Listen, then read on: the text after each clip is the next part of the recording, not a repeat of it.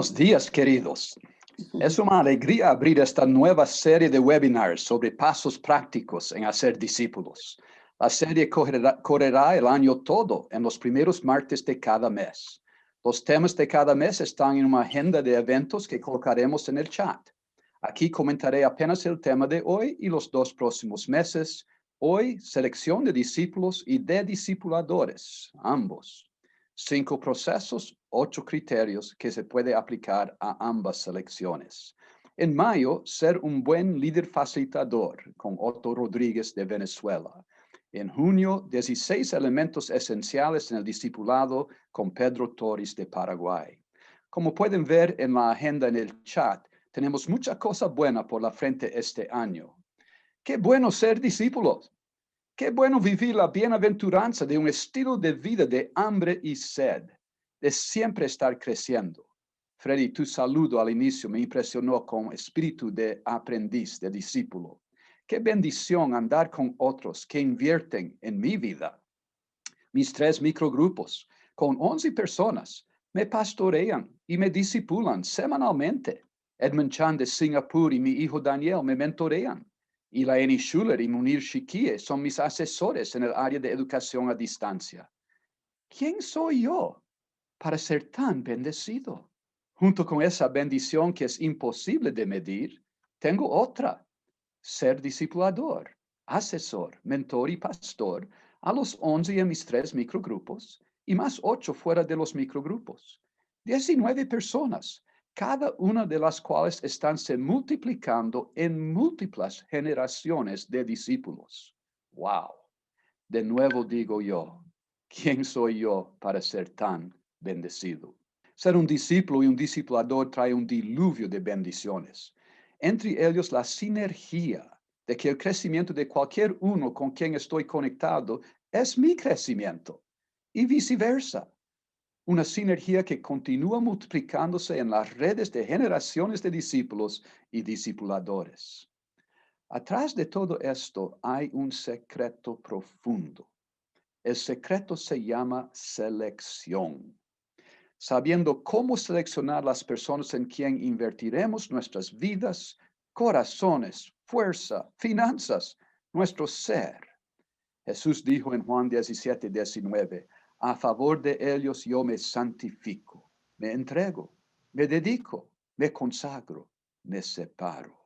¿Qué porcentaje de nuestro éxito como discipuladores depende de la selección que hacemos? Algunas otras preguntas pueden nos dar una luz sobre esto.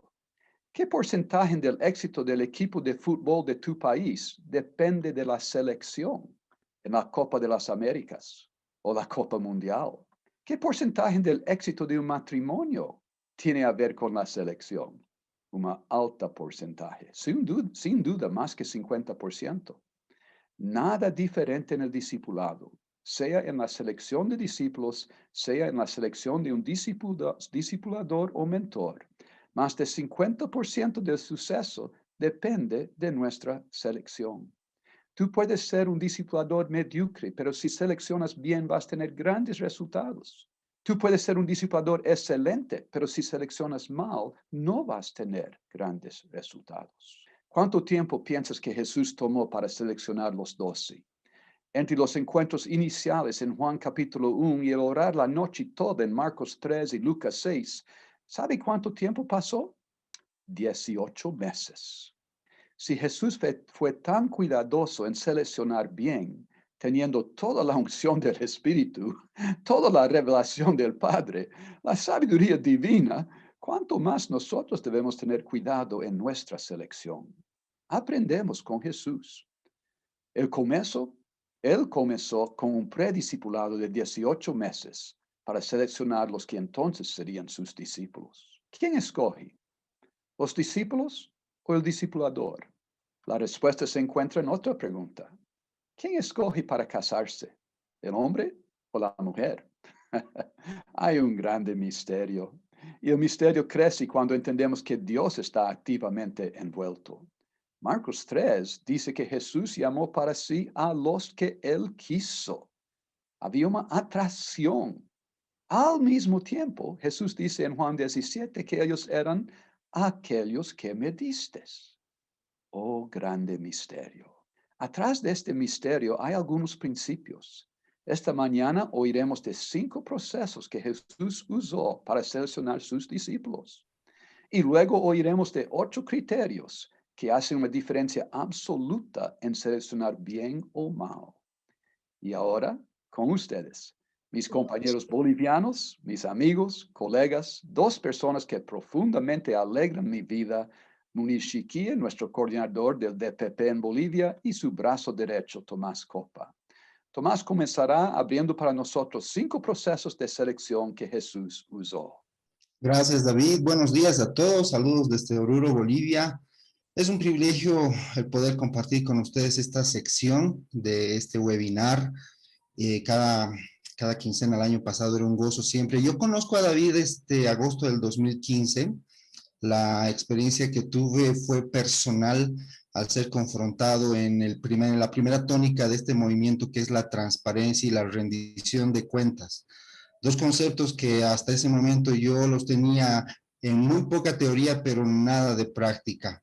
Y ya mucho más antes, desde el 2011, venimos trabajando en el ministerio, apoyando a las iglesias, luego de haber tenido un trabajo secular y desde el 2011 caminando en el acompañamiento a líderes y pastores principalmente. Dios nos ha dado gracia para poder trabajar con ellos, para poder ser facilitadores. Y bueno, no hay duda de que si quisiéramos agarrar el mejor ejemplo de selección, tenemos que ver a Jesús, tenemos que considerar quién es Jesús, lo que Él hace para nosotros y cómo Él ha diseñado también en su ministerio el proceso más saludable y enfocado de poder elegir a su equipo, a sus discípulos con los cuales ha vertido su corazón y de los cuales también tenemos nosotros la posibilidad de aprender. Entonces, ¿cuáles son los 5 procesos de selección que Jesús usó? Vamos a aprender y reflexionar sobre lo que hizo el maestro.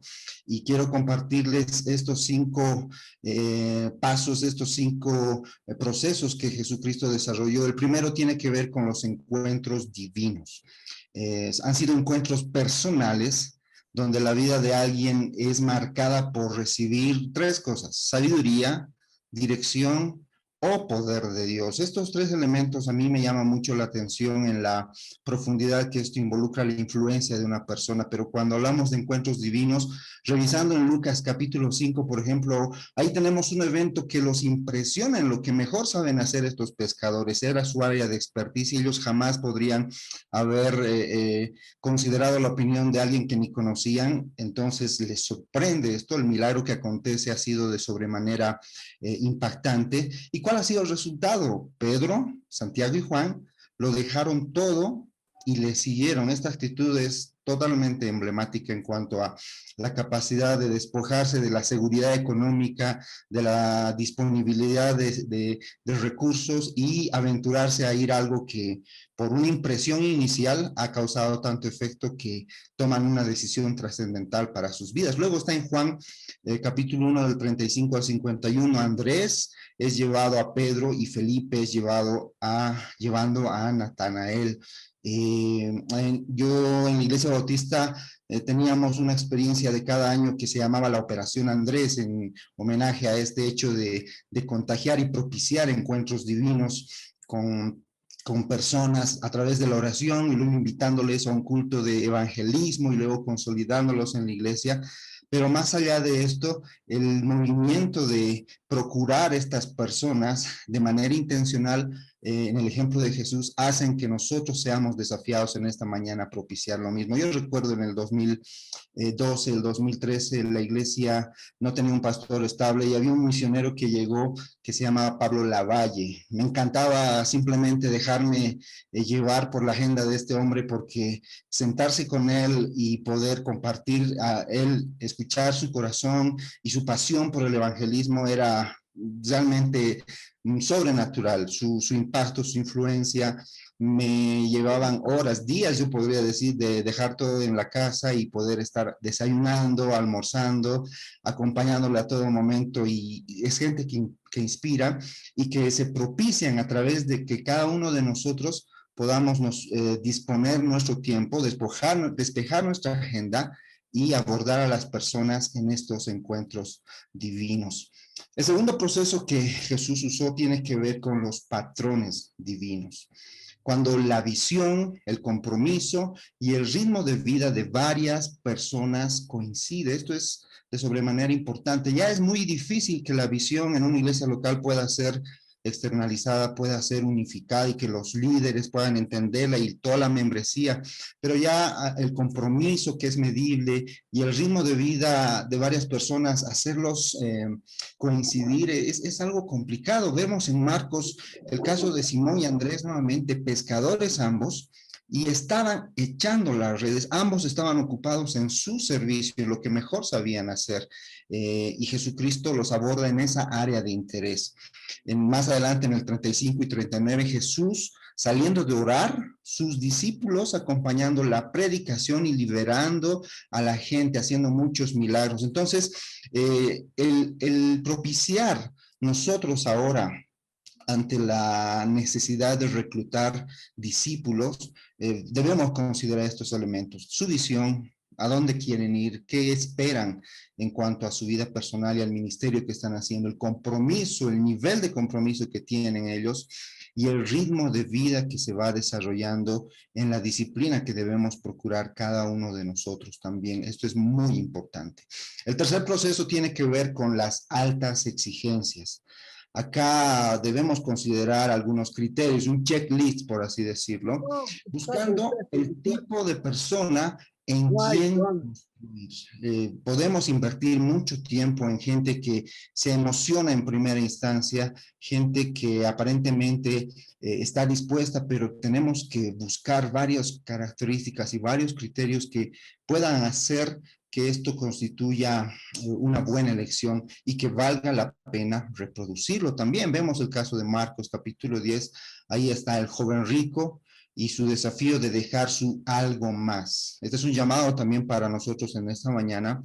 A pesar de tener un buen perfil, no necesariamente estamos englobando de manera integral todo lo que nosotros debemos entregar para ser verdaderos discípulos. Y ahora que vamos a elegir a alguien más, a veces hay áreas donde se resisten. Yo he tenido mucha lucha interna en este sentido, porque me distraía constantemente en cuanto a las prioridades que debería ejercer en el llamado que he tenido.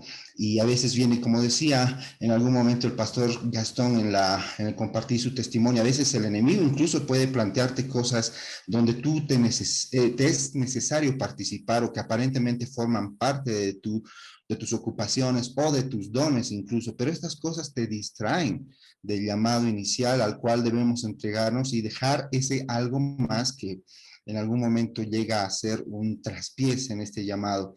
En Lucas también vemos el concepto de negarnos a sí mismo, de tomar la cruz cada día, ojo, no es por un año, sino cada día estar haciendo una revisión individual y personal y seguirle. Esto no tiene sentido.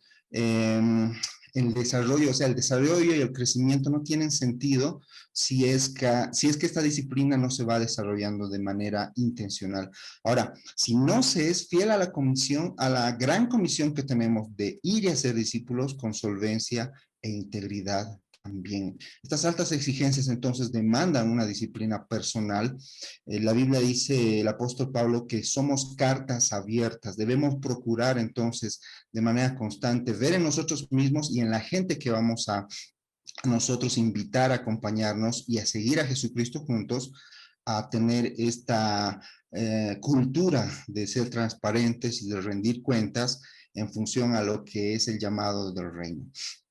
Luego tenemos el proceso de quién oye su voz. Proverbios capítulo 2, versículos 1 al 6, habla de la gente que está buscando sabiduría, ciencia y conocimiento, y que con esto honramos al Señor.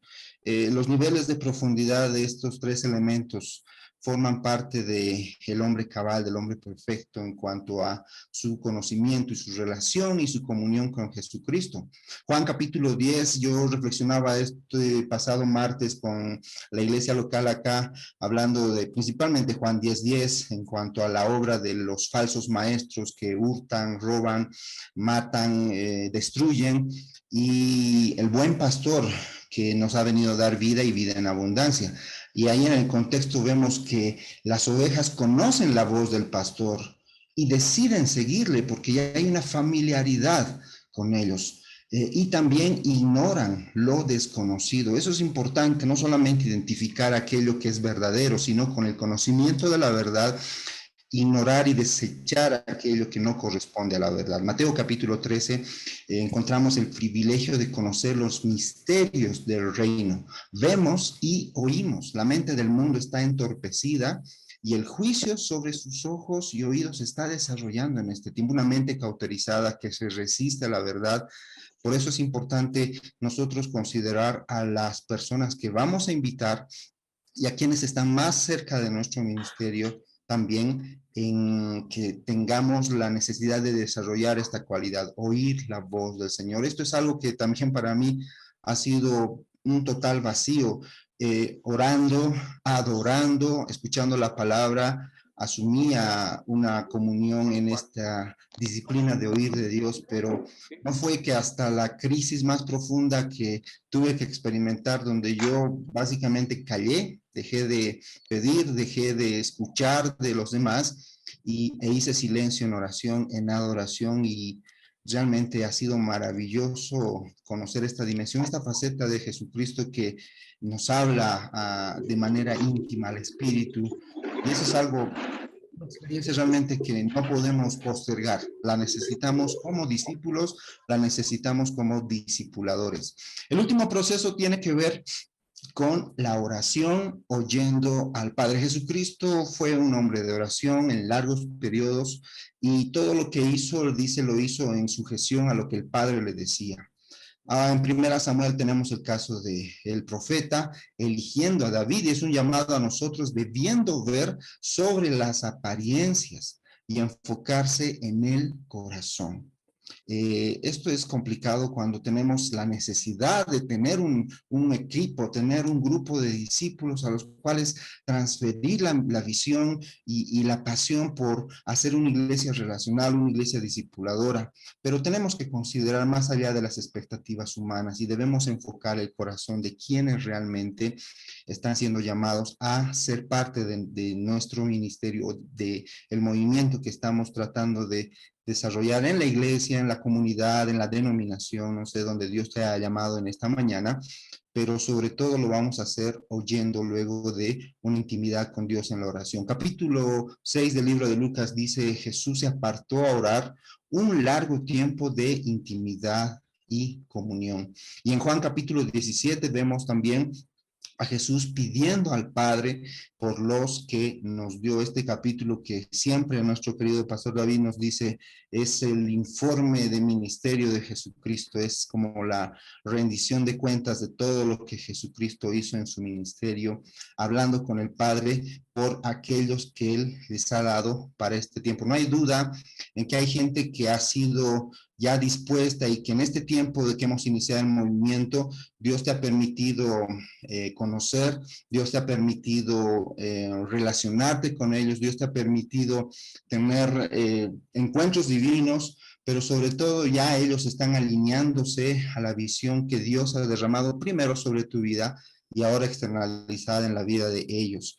Mi desafío, mis hermanos queridos, en esta mañana es que podamos considerar estos procesos y ver de manera práctica en los siguientes días, máximo las siguientes semanas, ir haciendo carne de cada uno de estos ejemplos que Jesucristo tomó con su equipo de alto rendimiento, que es los discípulos, y que este equipo y estos discípulos pudieron trastornar el mundo hasta nuestros días. Yo estoy seguro de que Jesucristo nos ha dado un fiel ejemplo que nosotros podemos emular muy bien ahora en lo que estamos haciendo. Quiero a continuación pedirles que conozcamos entonces otra parte de esta exposición que tiene que ver con los criterios, las características que tienen desarrolladas en esta mañana a través de nuestro pastor Munir. Adelante, por favor. Gracias, Tomás, por compartirnos los 5 procesos que Jesús usó en la selección de sus discípulos, un modelo excelente. Ahora nos vamos a concentrar en los 8 criterios. Sé que muchos de ustedes los conocen, los han trabajado con sus propios discípulos, pero tal vez es un buen momento para nosotros mismos autoevaluarnos en cuanto a estos 8 criterios. Voy a mostrar la tabla que usamos como una de las herramientas muy importantes, no solamente para evaluar a nuestro equipo, pero también nuestros discípulos. Y obviamente el número 1 somos nosotros, y es lo que yo haré también el día de hoy. Voy a colocar mi nombre aquí en primer lugar para luego ir evaluando estos 8 criterios de selección. Criterios en la vida de nuestros discípulos: el ser enseñable, hambre y sed de aprender, el primero; el ser disponible, ajustar nuestra agenda en favor del discipulador o del discipulado; el responder a la voz del mentor. Tomás ya mencionaba el oír su voz. Quien oye tu voz era uno de los procesos de Jesús, y también lo mencionamos aquí, el oír la voz del mentor. El ser fiel, cumplir la palabra; el ser consagrado, que es el compromiso con Jesús; el ser un siervo facilitador, el animar a otros; el ser líder, es decir, tener seguidores; y el octavo, la salud emocional. Quería mostrarlo en primer lugar, los 8 criterios, para luego desarrollarlo con ustedes y no solamente ampliar un poquito más cada uno de estos criterios, sino yo mismo dando una calificación a mí mismo en cuanto a cada uno de estos criterios, en una forma de ser transparente y una forma de mostrar que los criterios los vivimos nosotros primero antes que los discípulos. Algo que he aprendido en mi propia experiencia como discípulo y como discipulador es el principio de la reciprocidad. Así como el discipulador se entrega al discípulo, es decir, se consagra, el discípulo también es recíproco, responde. Por eso el discipulador tiene el derecho de seleccionar bien, como lo dijo David y Tomás, pero también evaluar el desarrollo del discípulo. Pero comencemos con cada uno de estos 8 criterios. Enseñable, hambre y sed de aprender, acepta corrección. No importa cuánto tiempo llevamos en el liderazgo, no importa cuánto hemos acumulado en experiencia, en conocimiento, el ser enseñable en cuanto al hambre de aprender es una marca importante del discípulo que crece, pero además es una actitud correcta frente a lo que el Espíritu Santo quiere hacer en nuestras vidas. Permitimos además que haya transformación en nosotros. Entonces, el ser enseñable es una invitación a la transformación. Ahora, el aceptar corrección es algo que no le gusta mucho a nuestra carne. Yo en este punto me califiqué un 7 porque no porque me falte hambre y sed de aprender, lo cual fluye en mí, sino que a veces me cuesta aceptar corrección. Generalmente tengo un arsenal de argumentación y racionalización en el asunto que debo ser corregido. Sin embargo, estos años Dios ha tratado mucho mi vida y el área de mi vida en el cuanto a recibir corrección, y creo que estoy creciendo en la simpleza de aceptar corrección con humildad y transparencia. Pero avancemos. El segundo criterio, el ser disponible, ajustar nuestra agenda en favor del discipulado. Aquí no se trata de simples acomodos de agenda, lo he aprendido, sino de prioridades. Cuando el discipulado es prioritario, tu agenda se acomoda y no te acomodas tú a la agenda. Esta pandemia nos ha obligado a hacer podas en nuestra vida, a esencializar nuestras prioridades, a valorar y buscar los aspectos más fundamentales de nuestra vida. En este punto yo me puse un 8. Estos meses ha sido una bendición ajustar mi agenda en favor del discipulado y eso ha traído mucha bendición en mi vida. Sin embargo, es un 8 todavía, ya que aún debo hacer ajustes en mi propia vida para tener más libertad de tiempo y menos carga ministerial, muchas veces innecesaria. En algún momento de mi propia experiencia se ha vuelto altamente necesario el hacer los ejercicios de poda, el ejercicio del enfoque, el ejercicio de prioridades divinas, que ya son parte de nuestra cultura de ser discípulos y ser discipuladores. Doy gracias a Dios porque me está enseñando a capitalizar mis propios aprendizajes aún en tiempos de crisis y restauración. Pero avancemos. El tercer criterio, el ser obediente. Ya lo decía al principio, responder a la voz del mentor o discipulador. El ser obediente no es algo externo, es una motivación interna, parte del principio de autoridad que debe reposar en la vida de cualquier discípulo. Obedecemos no por la persona, pero sí porque somos buenos discípulos. No es la personalidad necesariamente del discipulador, sino porque la palabra de Dios nos confronta, porque de esa manera somos transformados, crecemos intencionalmente y nos convertimos en vencedores. Recordemos el joven de 1 Juan 2:14, cuando dice, escribo a ti, joven, porque eres fuerte, porque la palabra de Dios permanece en vosotros, porque han vencido al maligno. Yo no puedo entender esta fortaleza, esta victoria en un discípulo, en un joven discípulo, sin ser obediente, honestamente.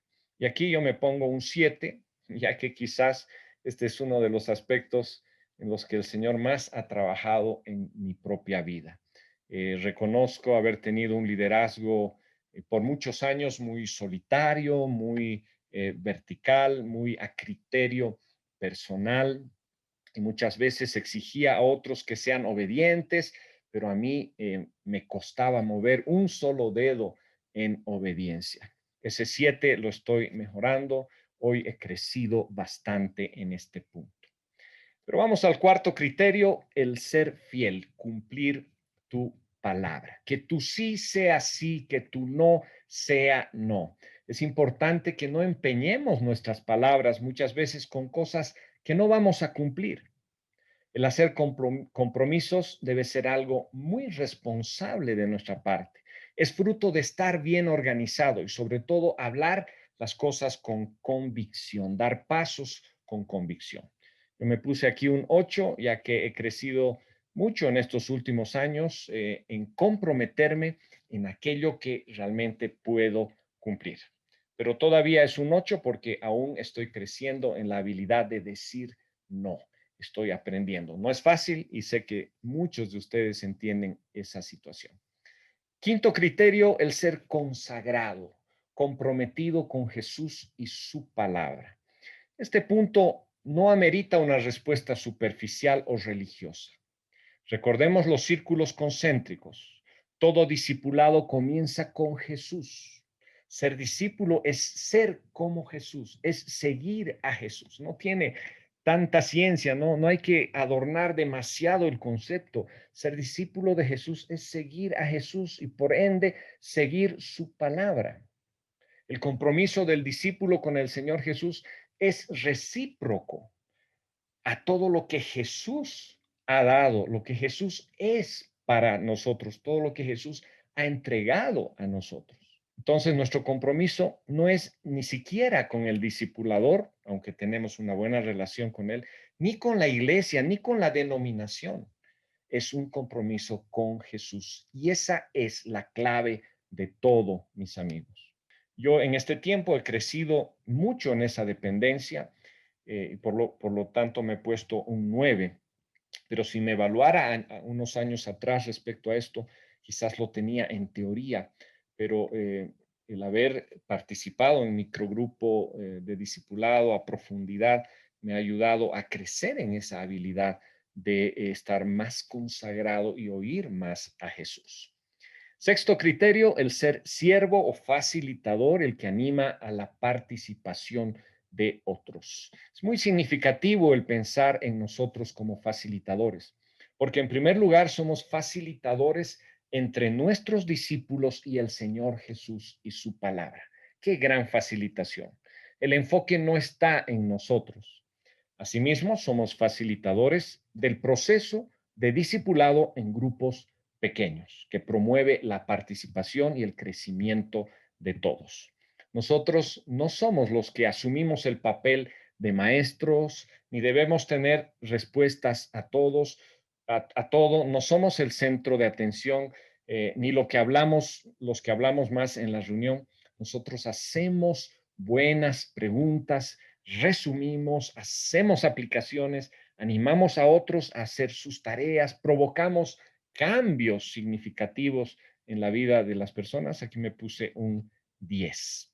7, séptimo criterio, el ser líder. El ser líder es decir, tener seguidores. Entendiendo líder no como jefe, sino como modelo, como ejemplo, quien va adelante y otros lo siguen.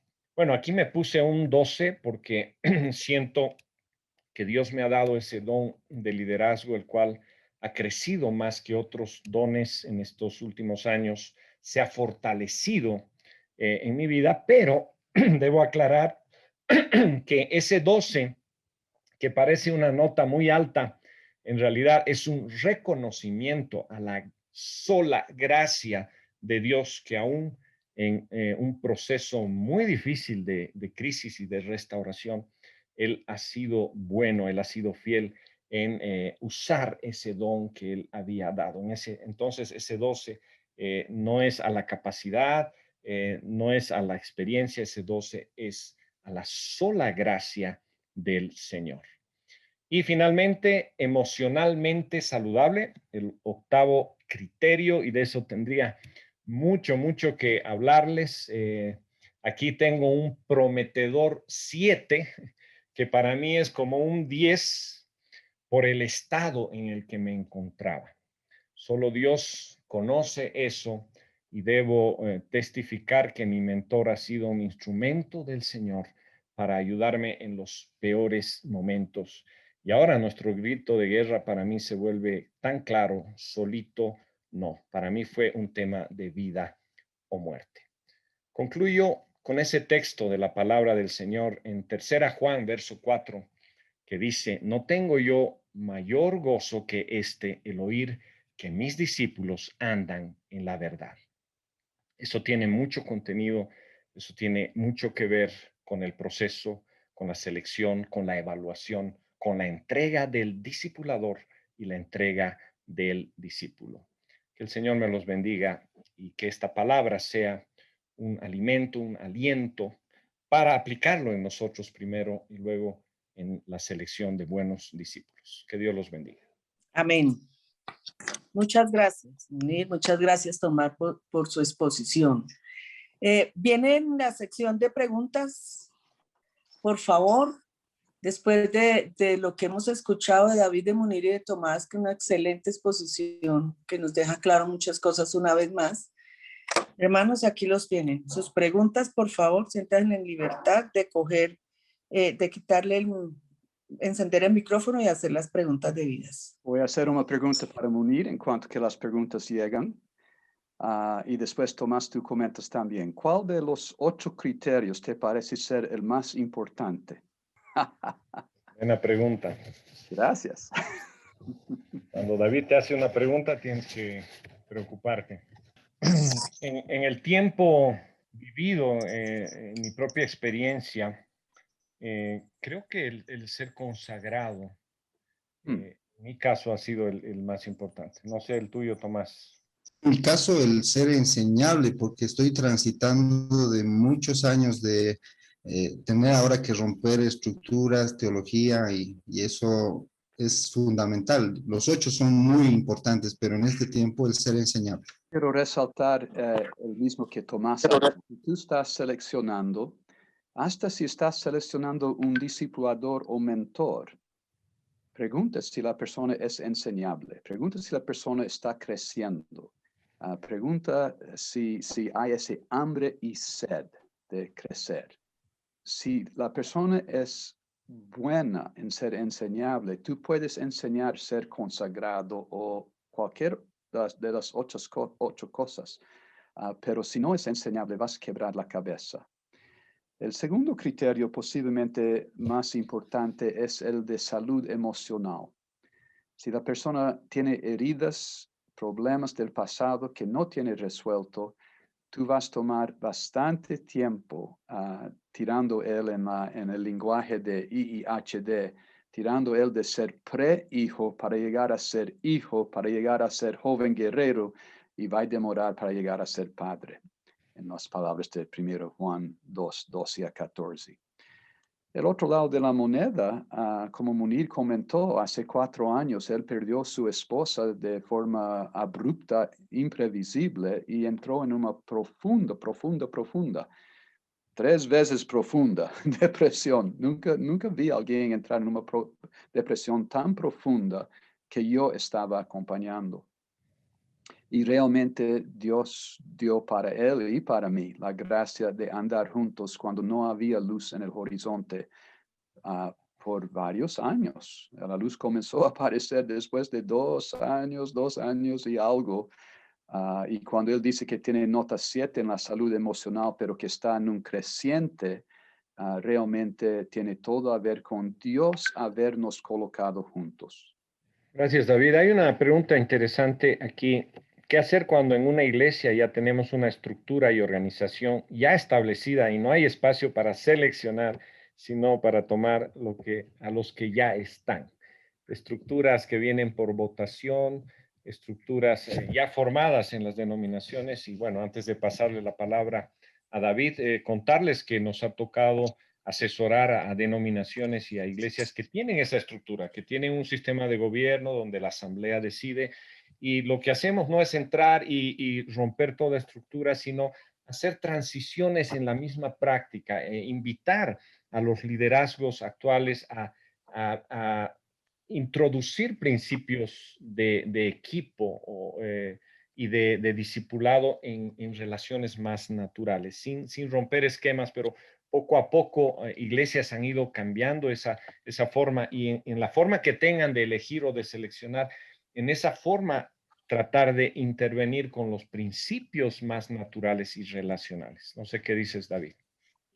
La pregunta es absolutamente fantástica. Voy a dar 2 ilustraciones de mi iglesia bautista en Sao Paulo, que cuando yo llegué a esa iglesia, nuestro pastor Van de Ir era maestro en todos los estatutos, reglas, orden de asambleas. Él lideraba una asamblea como nadie. Pero llegó un cierto día donde él dijo, yo quiero invitar a los que tienen sueños cuanto al futuro de nuestra iglesia, los que quieren saber de mis sueños, de mi visión, quiero los invitar para tomar el desayuno primero sábado de cada mes en este próximo año. Venir a mi casa y vamos a conversar. Y vamos a tomar la mañana toda.